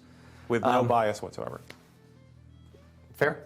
Some of ours are going to be ours our are actually exclusives. very popular, yeah. Well, and we're the only place you can get certain so they're ones. going to de facto be popular with us. I was going to say, it all Exactly. depends on if it's wool or PV at this point. That's true. Yeah. Kilts and Culture has been the new up-and-comer. Yes, I'll say that. it is taken on strong. Mm-hmm. Whoever designed the Kilts and Culture tartan, beautiful job. Spec-friggin-tacular. Just got lucky. Pure luck. In fairness, there was a panel discussion on which one to go with. So we made sure we got it right. Yeah. No, but the Kilts and Culture tartan, the one that I actually have on here, this is actually proven very popular. Blackwatch, as always, is very popular. Yep. American Heritage has been popular. Isle Sky is another popular one. Our firefighter and law enforcement tartans have been popular since we designed them way back when. Yep. Mac, what other popular ones can you think of for universals? I'd say we've had a decent run on Old Lang Syne. Interesting. Okay. I'm not That's sure. just recent, though. That's not. I know. I'm just saying Yeah. it's very recent. That you have your Ireland's National. Irish heritage. Yeah. You know, those are always seem to do very well too. Yeah, Irish The heritage. big universal ones are the ones that tend to sell a little bit better. Yep. Yeah, they're famous for a reason. Yep. Yeah. Mr. Mack. Alrighty. So we have a question asking if you're getting a single colored flashes, what would you do to match it? Would you match it more towards the shirt? Would you match it towards the kilt? How would you handle that? Single color flashes. If you're going to do the matchy-matchy thing like we tend to do, I would say if you're wearing a necktie, match your flashes to your necktie. That's always a very smart look. Or pick out a minor color in the kilt. So if you have a red stripe in the kilt, red set of flashes. If you have a yellow or a mustard kind of color, maybe a gold set of flashes, or offset the flashes with the hose.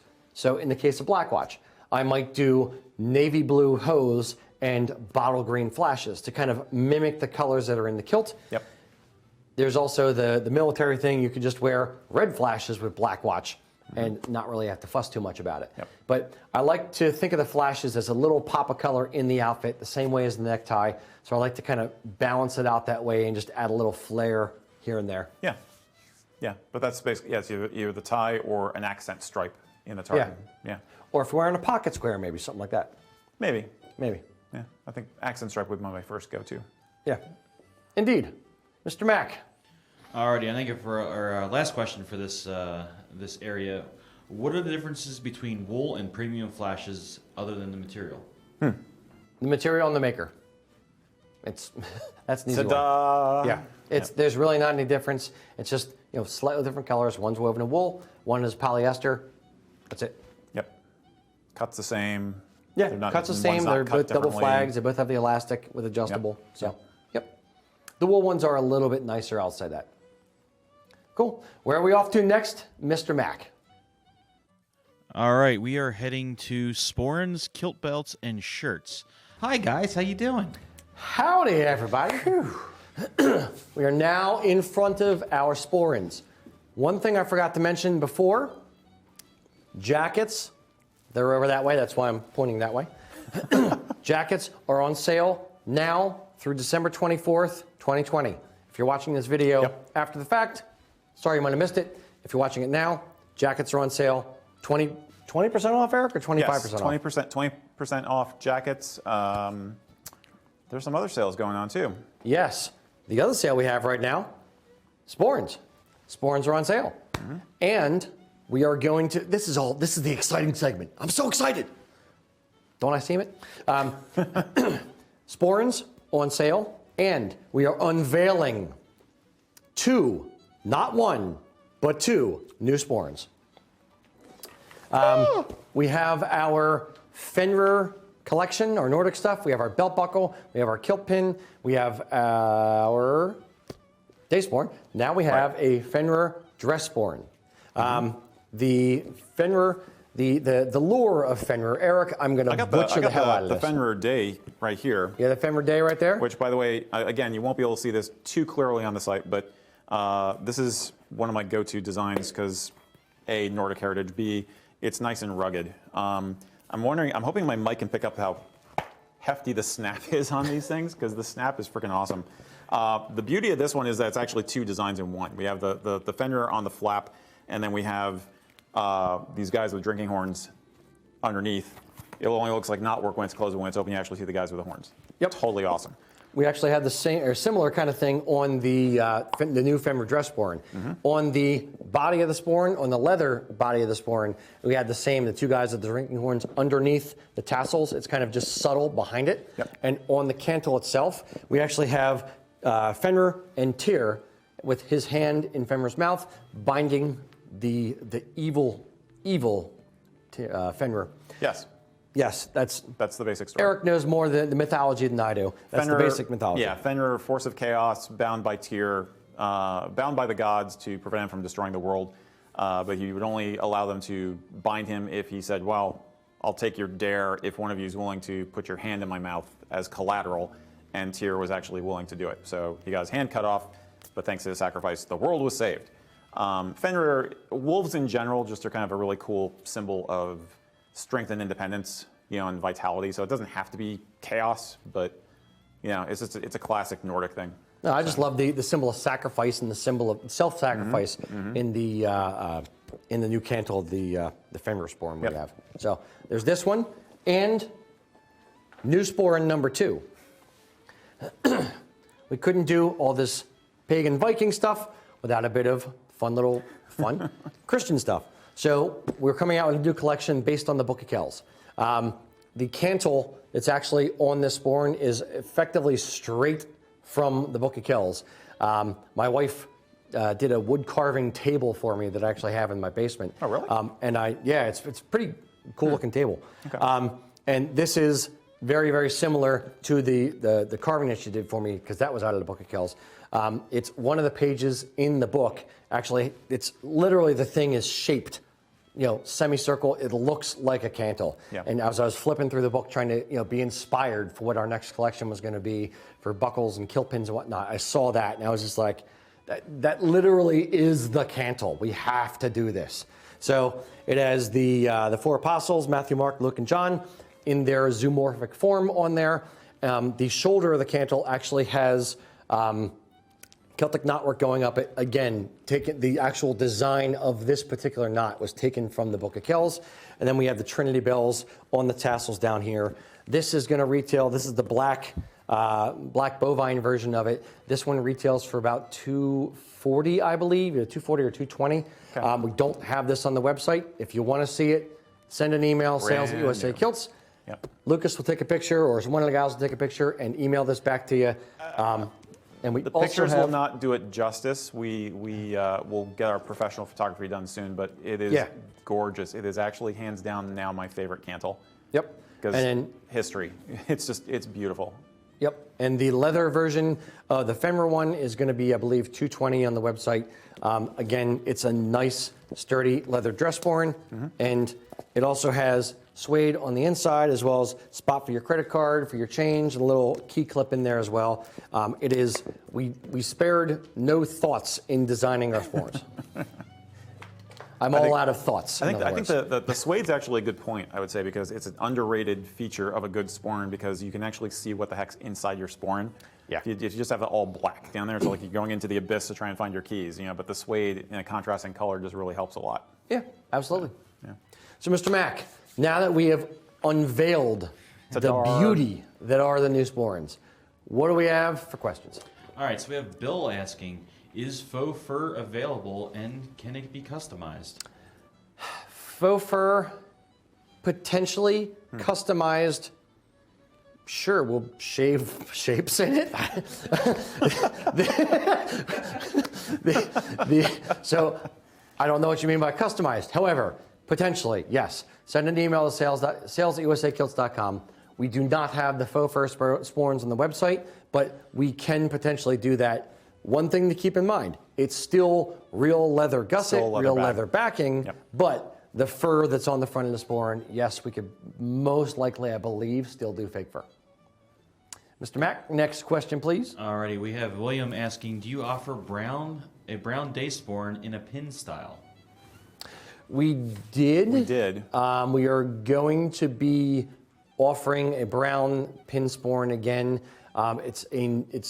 We're basically moving a bunch of our pin sporns over to the majority of our sporn manufacturer guy. So we're, yes, we should, yes, we will. Send an email, sales@usakilts.com, or place an order on the website for the standard pin sporn and say, hey, I want this in brown. It'll be the same brown leather that we have for our belts, which is also the same color for our brown shoes. Matching brown, let me tell you, my favorite thing in the world to do is to try to match different manufacturers and different thicknesses of leather and different styles of leather in brown. Yeah. Lovely. Yeah. But that's the reason we're trying to bring it all under as many things as we can under one manufacturer to try to get as close as possible for all the different stuff. Because consistency is good. Consistency is good. Mr. Mack. Alrighty, and continuing down the brown leather train. The brown leather train. Will we see brown leather fur hunting sporns anytime soon? Brown leather fur hunting. We used to offer them on the website, and nobody bought them. so we just stopped carrying them as stock. We can do it. Absolutely, we've done it before. We can do it again. It's not something that is standard that's on the website, but yes, we can happily do it. And there's Mac's got my classic example actually Mac owns, which is a black hunting sporn with red fox as a fur underneath the leaves. So that's a beautiful design. In case you're trying to come up with an idea. And just for those looking, a fur hunting sporn is something that I designed. Mac, when did I do that? Ages ago. At least 12 years ago at this point. Somewhere at that point, yeah. Basically, we took a standard hunting sporn, which has black top, black leaves, and then black leather on the bottom. And I went to our sporn maker and I said, Greg, I need something that's a little bit dressier, not just standard black. Give me something. So I'd said, okay, let's do some fur underneath the leaves just to let a little bit of dress it up a touch, kind of like the semi-dress of fur sporns, as it were. And it's proven to be very, very popular. I mean, I dig the design. We do it in a lot of our photo shoots. Yeah, it's a pretty good seller. It's not cheap, but it's a pretty good seller. Mr. Mac? All right, so there seems to be a good bit of discussion on the shirts that are behind Eric. We do have a couple questions on what are good options for casual shirts that are somewhat historical. Tadar. Somewhat historical is a good way to put it. Finding a shirt which is purely historical is difficult. If you want to go to a reenactment supply and find a specific time period for a specific type of shirt, you can do that. But if you want something that is historically inspired but is good enough to wear anywhere, is not going to look so out of place that's going to look odd, then this is our current favorite go-to. This is what's called a grandfather shirt. It is essentially based on common designs of men's work shirts from the late 19th century up through, say, the 1920s. Basically collarless or standing collar, and the multiple buttons are more of an affectation than would be common in an actual work shirt, but they look awesome. It kind of screams Ireland, and we found, and I get the impression that most of the guys on Kilts and Culture agree, it's a really great looking casual shirt with a day wear outfit with a kilt. Basically, cream and black are pretty much the most popular colors. The more common historically inspired shirt you'll find is the Highland shirt. Do we have a Highland shirt here? On the other side of the rack. Here's one. Yeah. And this has been a go-to since like the 1950s or so. It's basically, the problem is that the grommets and the leather thong is not really historically accurate. So again, we like to say historically inspired. But I think these retail for about the same price as the... I think they're $49.99. These are $49.99. And the grandfather shirts, I think, are on sale for $52.99 or something like that. Yeah. The grandfather shirts, the thing that I like about them is the linen cotton blend versus the grandfather shirts, which are either cotton or the polyester blend.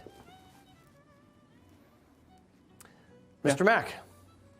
Alrighty, so we have Carl asking, what would it take to get a hunting sporn and a embossed kilt belt in ox blood?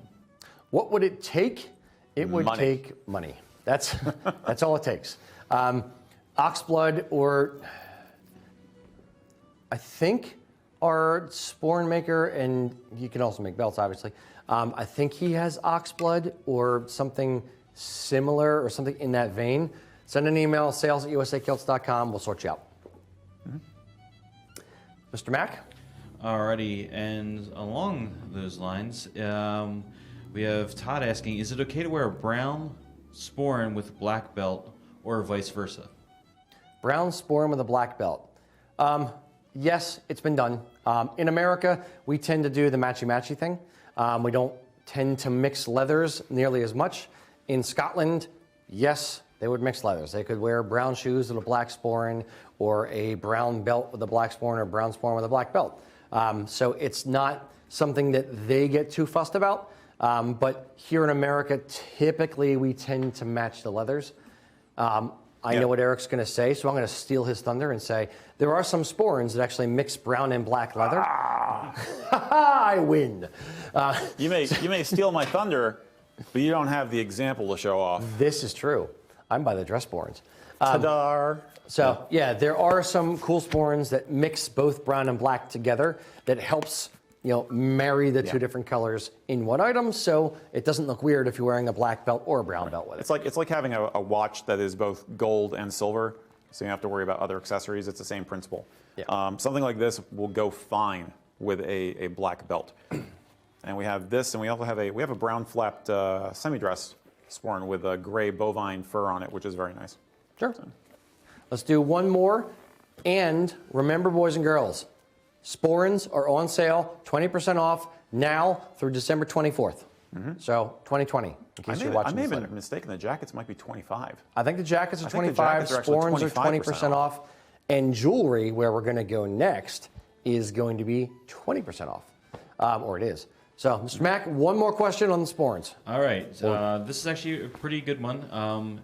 Jacob's asking about waterproofing the sporrans. Do they need to be waterproofed? Are they already waterproofed?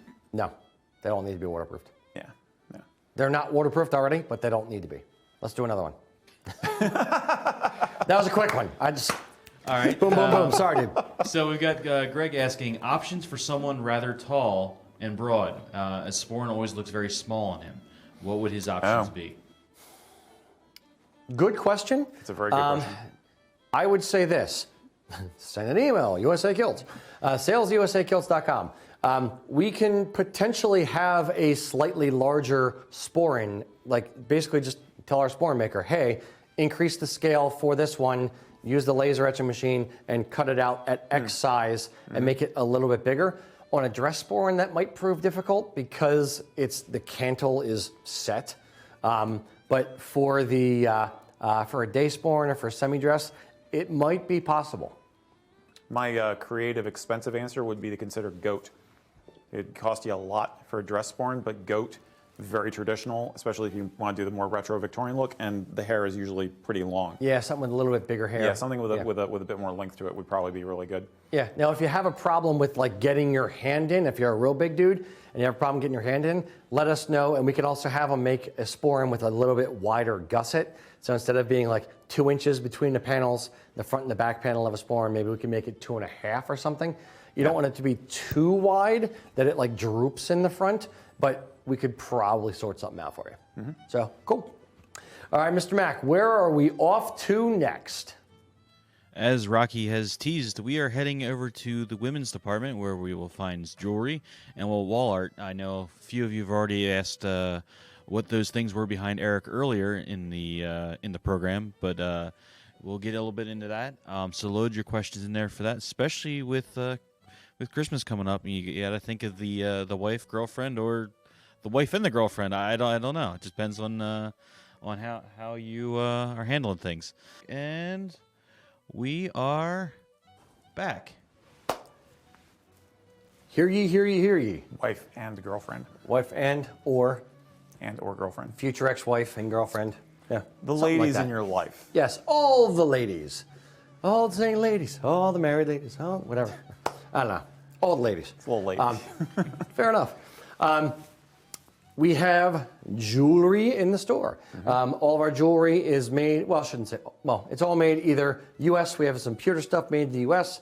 We have some pewter stuff made in Scotland. We have a lot of sterling silver and gold jewelry actually made in Ireland. Yep. So if you have any ladies in your life, most of it's women's jewelry. We do have a little bit for men, not a whole lot. But we have just some quick examples. We have the birthstone collection, so pendants with a necklace for all different months of the year. That's a really popular one, especially around Christmas time. We have some larger pieces, Celtic knot with Swarovski crystals. So these are always beautiful. This is probably our top seller. This is $198, and again, it's 20% off. All the jewelry is 20% off right now. We also have some with stones in it. This is a Celtic shield necklace, so it's kind of that warrior Boudica vibe to it. Yeah. Lucas says the blue one is particularly one of the most popular ones right now. Yeah.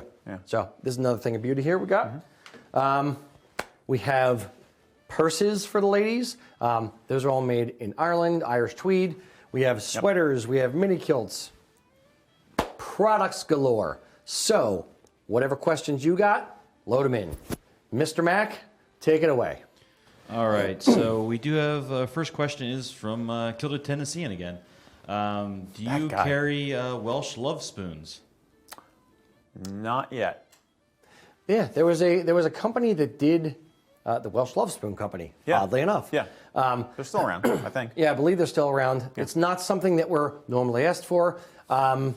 So does Welsh Tartan Center do them? I wonder. Send us an email and we'll sort it out. We may be able to get it. If you are just looking for one particular one or something like that, I can do some research or I can kind of poke around different suppliers. There used to be a supplier called the Welsh Love Spoon Company that we used to get stuff from way back when. I think we only did like 1 or 2 orders with. But yeah, it's pretty cool tradition. It's Welsh tradition for, a man would give a Welsh love spoon to his betrothed. Yeah, we actually did a whole series on love symbols that Coraline produced for yes. us back Coraline, last you remember February. that? Come on out in front of the camera and recite the whole thing you did. Okay, don't do that to her. Okay. Besides, she'd be out of focus. We'd have to reset all the cameras. But yeah, if you have a Welsh lady in your life who might want some kind of a token, can't offer the Welsh love spoons right now. However, you could consider maybe doing a sash or something in a Welsh tartan. There are not as many Welsh tartans as there are Scottish or Irish even, but there are Welsh name tartans out there, as well as a few universal ones like Owen Glendower, Davidson. Was used universal or No, it's not. Not Davidson. Pride of Wales. Pride of Wales. St. David's tartan. St. David's. That's what I was saying. So that's a nice alternate if she wants to show some Welsh pride. Yeah, absolutely. Mr. Mack. Alrighty, so there's some questions about the objects that are behind you guys on the walls, the wooden carvings, the crosses. Can you go into detail on those? Sure. The wooden carved products are actually hand carved. I think they were in Colorado. They're currently moving. Oh, really? Yeah. Okay. But American made. Yeah, but they're American made. Yes. What type of wood? I forget what type of wood it is. It's like mahogany, but it's a light mahogany. Yeah, it's like a light mahogany. It's in the mahogany family, shall we say? But it's softer, and those are actually all hand carved. They use a stencil, put it on there, and then hand carve with tools, but like Dremel and that kind of stuff. But they hand carve each individual piece. They are all a tiny bit different. Because they are hand carved, they're a little bit more expensive, but they're in the $70 to $150 kind of price point for the most part, I believe. Yeah, the more intricate it is, basically, the more the price goes up. Yes. The harps that are on the wall behind us are McHarp crosses. Those are actually concrete or plaster kind of cast harps, or crosses, not harps. Right. Those are all based on, they started the company basing all of their crosses on high crosses found in Ireland. And then as they kind of built their collection, they ran out of crosses to do. So they did Scottish crosses, they did a few German crosses. They've kind of gone to different countries. They do letters. Yep, they've done the letters your last before. name, your surname letter if you want, your initials. Yeah, and those are generally in the $30 to $60 kind of price point. Because they're a little bit easier because they're just cast resin pieces. They're not resin. No. Not resin. They're not resin. They're real plaster. Plaster. They're not the resin crap. They're plaster. real plaster. Yes. Yes. No, they're very nice. I like those. Yeah. Frankly, they look nice in the shop, which is why we carry them. I don't care if we sell them or not. They make it look nice. Yeah, they're gorgeous. Yeah. Yeah. They're a great housewarming gift. Again, for somebody who wants something that would not necessarily wear a kilt, but you're trying to get them more involved in their heritage, or they want to just, have something in their house, especially you're stuck in your home all the time now. You don't go out much. There's no concerts to go to. There's, minimal restaurants. Might as well have something nice to look at. Might as well have something nice to look at. So consider buying some of that. I think there's a lot to be said for the inspirational aspect of a Celtic home. Yeah. I mean, these are cultural symbols that help feed your soul. Yeah. So yeah, that's not to sound like I'm shilling a product, but I'm shilling a product here tonight. So. Yes, they are gorgeous. I actually have I have the Thor's hammer at home on my wall, and I also have a long piece of knotwork above an archway and our one doorway. Yeah. And I gave the Bridget's cross to a couple of different people over the years. Actually, I've given that to. Nice. So yeah. Yeah. There's a lot of history and culture imbued in it. It's a lot of beautiful pieces. Mr. Mack. Yeah, and just to piggyback on the crosses, they do offer a little tag on them that says where the cross is, what it's found, and gives a little bit of background info on it, which is really great.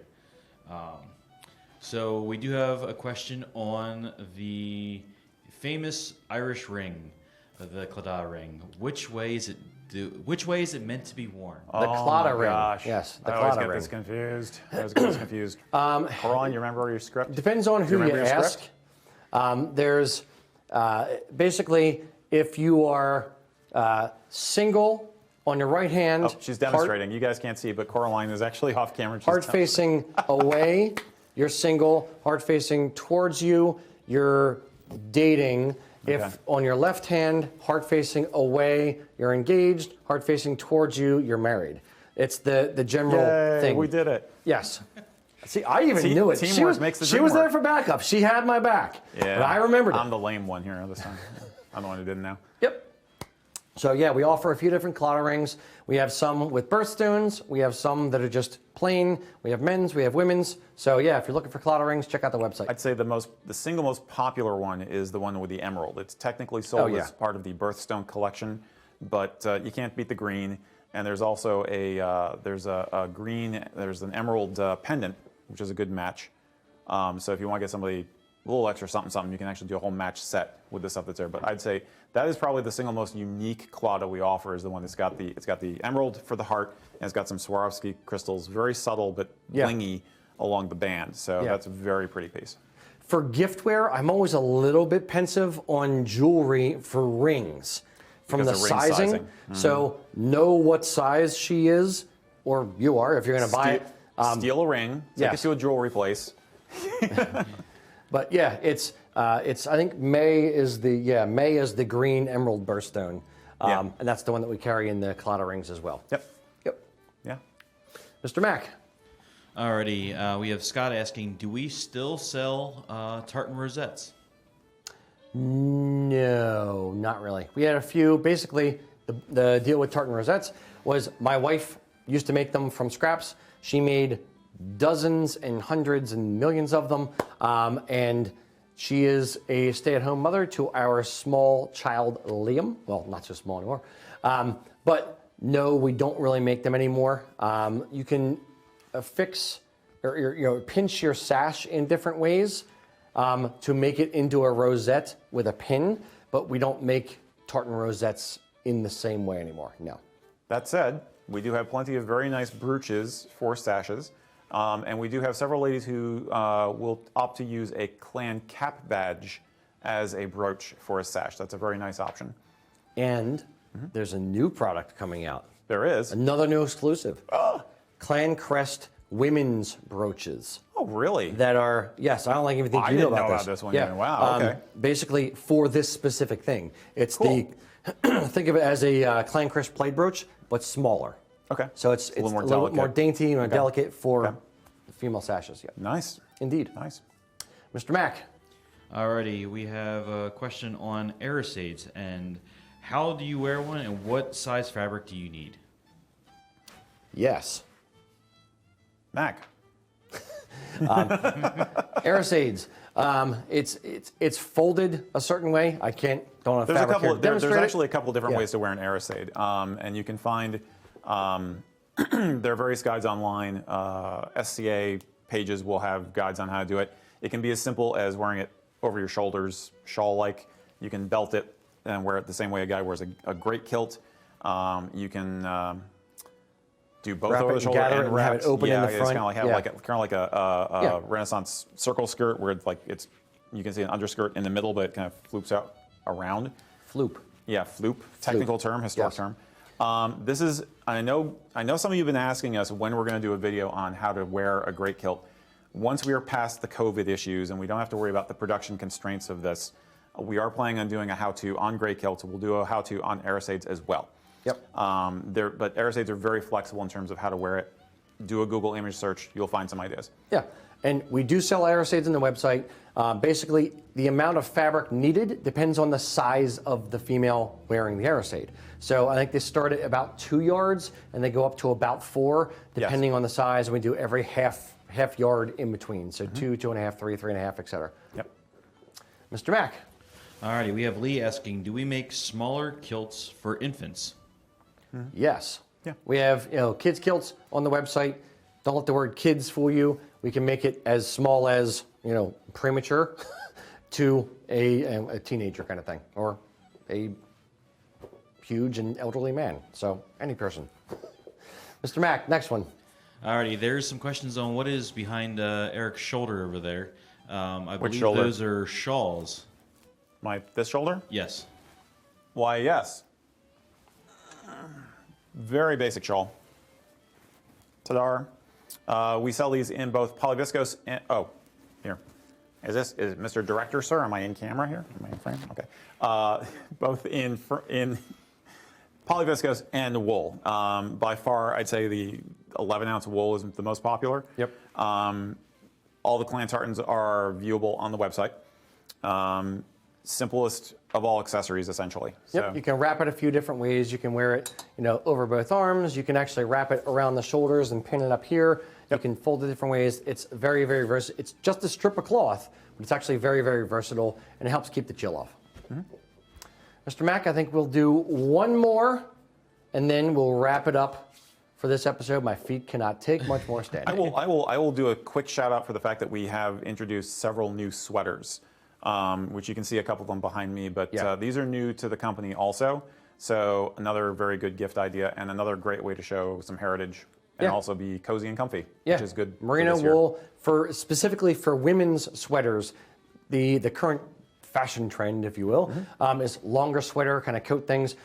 We have a few different ones. One that's over here behind Eric. We have another model that's on the website. So if your wife, girlfriend, the female in your life likes Irish sweaters, likes big, bulky kind of sweaters, or wants something kind of fashionable with a bit of a heritage slant, check out the sweaters on the website. Mr. Mack. Yeah, I think there's one behind me here too as well. So we did have a question here from Jeremy. Do you offer handbags with a clan tartan, or are they just generic patterns behind you? They're just generic patterns or fashion kind of things. The handbags that we sell are actually the fabric, tweed fabric. It's actually made from tweed. The tweed is all woven in Ireland, so they only use the tweeds that they actually weave. I believe they do Buchanan is one of the ones that I have behind me is a tartan tweed. They have Buchanan. Is it in the shot, Coraline, or no? The ones behind me? Yes. Yes? Okay. So there's Buchanan tweed. There's also Black Watch in tweed, but they don't do, like if you said, I want Cameron of Iraq to ancient, they're not going to do that, no. But there's a couple different ones that they offer. Very good. All right, boys and girls, thank you for sticking with us. I'm psyched that this went off reasonably without a hitch, or at least it seems. If you are, or when you are shopping for the holidays, remember, please shop small, whether it's with us or somebody else. Small businesses need your support, especially this year. If you see anything that you saw tonight or see anything on the website, you have any questions about anything, please give us a call. We're happy to help you. We are a business. We are here to help you. We make fun little videos and stuff as well, but we make these videos because we sell stuff. So please support us. Please support small business. Any other parting words, Mr. Eric? No, just however you choose to do it, make the holidays your own this year. I know we're all under strange constraints, but keep what matters close to your heart. Absolutely. Very good. Until next time, boys and girls, Slán Java. Slán Java.